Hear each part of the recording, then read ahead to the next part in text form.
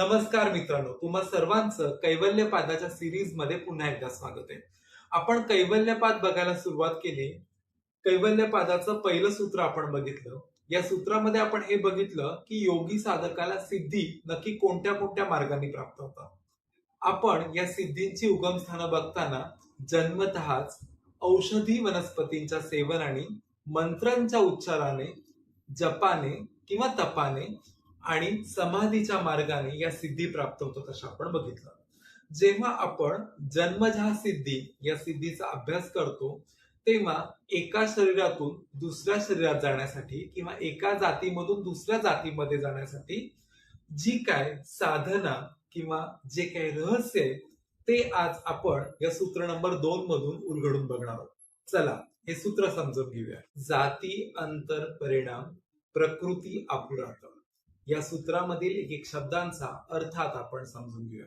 जाती अंतर, जेव्हा एका जातीतून दुसऱ्या जातीत किंवा एका शरीरामधून दुसऱ्या शरीरात, मग ते शरीर अगदी प्राण्याचे असो किंवा माणसांचा अगदी देव होण्याची जे परिवर्तन आहे ते परिणाम म्हणजेच आपण बदल होणे म्हणू शकतो, रूपांतरित होणं म्हणू शकतो. आणि शेवटी प्रकृती आपुरात, निसर्गाची किंवा प्रकृतीची जी शक्ती आहे, या प्रकृतीचा जो प्रवाह आहे तो आतमधून भरून जेव्हा निघतो तेव्हा त्या गोष्टीला प्रकृती आपुरात असं आपण म्हणतो. एकंदरीतच या सूत्राचा अर्थ आपण असा लक्षात घेऊ शकतो की एका जातीमधून दुसऱ्या जातीमध्ये किंवा एका शरीरामधून दुसऱ्या शरीरामध्ये प्रकृतीची जी मूळ शक्ती असते ती प्रवाहित झाल्याने भरून निघू शकते. आपण असं बघतो की प्रत्येक शरीरामध्ये या निसर्गाने काही मूळ क्षमता दिलेल्या आहेत. त्यांच्यामध्ये काही शक्ती, काही क्षमता ओतप्रोत अशा भरून ठेवल्या आहेत. योग आपण करू किंवा जप करू, तप करू, समाधी करू, एकंदरीतच आपण जेव्हा संयम साधू तेव्हा या शरीराच्या मार्गातील, या जातीच्या मार्गातील सर्व अडथळे दूर होणार आहेत. आणि हे अडथळे दूर झाल्यावरती आपण मूळ स्वरूपामध्ये, शुद्ध स्वरूपामध्ये समोर येऊ आणि आपण एका जातीमधून दुसऱ्या जातीमध्ये किंवा एका शरीरामधून दुसऱ्या शरीरामध्ये सहज परिवर्तित होऊ शकतो. बघा, हे सूत्र समजून घेण्यासाठी काही उदाहरणं आपण लक्षात घेऊ. फुलपाखरू जेव्हा अंडी घालतो तेव्हा त्या अंड्यांमधून अळी बाहेर निघते. अळी म्हणजेच कॅटरपिलर. ही कॅटरपिलर स्वतःच्याच अंगाभोवती कोश विणत असते, ज्याला आपण कोश म्हणतो.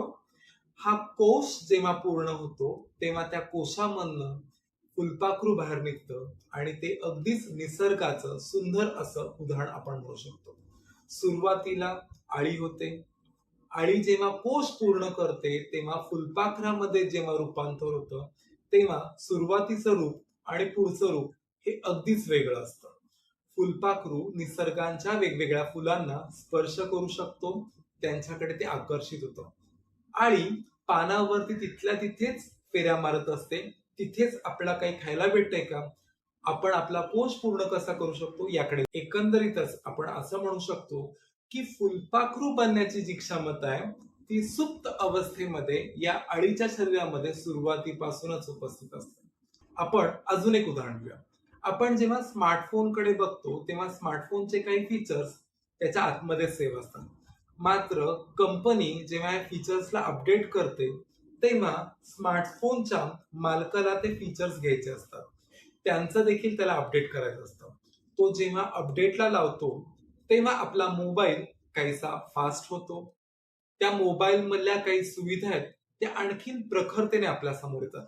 मोबाईल तोच आहे. मोबाईल दिसण्याच्या बाबतीमध्ये, मोबाईल वापराच्या बाबतीमध्ये तसाच आहे. मात्र त्याच्या क्षमता ज्या आहेत त्या काहीशा बदलल्यात. त्या सुप्त अवस्थेत होत्या त्या नव्याने आपल्या समोर आल्या. आपण ह्याच पद्धतीने आणखीन एक उदाहरण लक्षात घेऊया.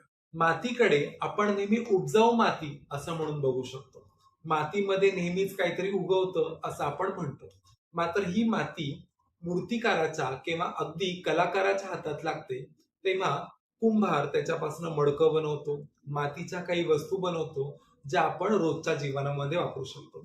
किंवा अगदीच मूर्तिकार असेल तर तो गणपतीची किंवा देवीची मूर्ती त्याच्यापासून अगदी सुबक बनवतो.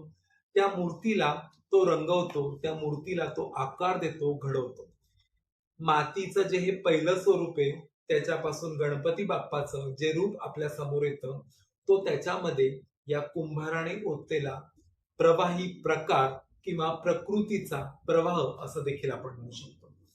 आपण एका रूपातून दुसऱ्या रूपामध्ये, एका शरीरामधून दुसऱ्या शरीरामध्ये, एका जातीमधून दुसऱ्या जातीमध्ये रूपांतरित होण्याचं हे सूत्र बघितलं.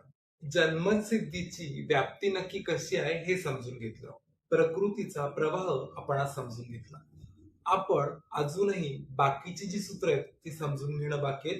कैवल्यपाद आपल्यापर्यंत पोहोचणं बाकी.